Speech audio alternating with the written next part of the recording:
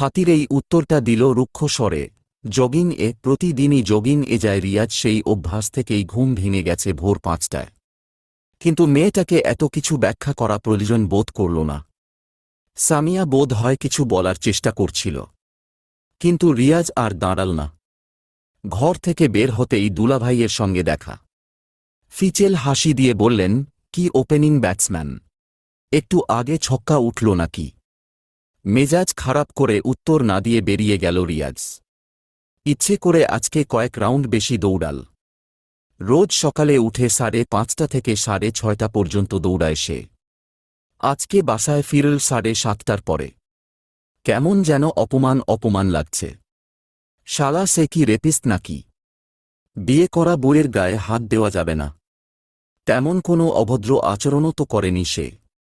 বাসায় ফিরে এসে দেখে বেশ উৎসব উৎসব ভাব। নাস্তা খেতে খেতে জোর আলোচনা করা হচ্ছে। আজকে রাতে বৌভাত।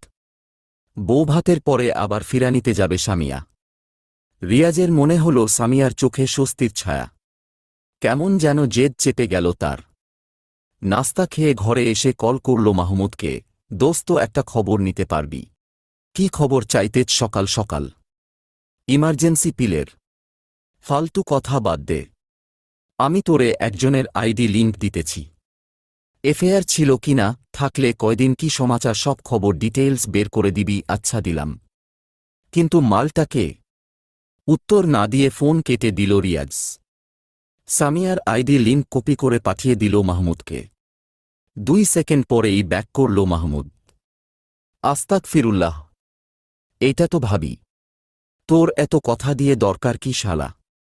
দোস্ত আমি একটা কথা বলি।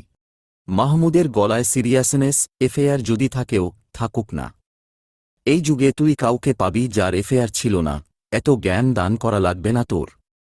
যা করতে বলছি তাই কর।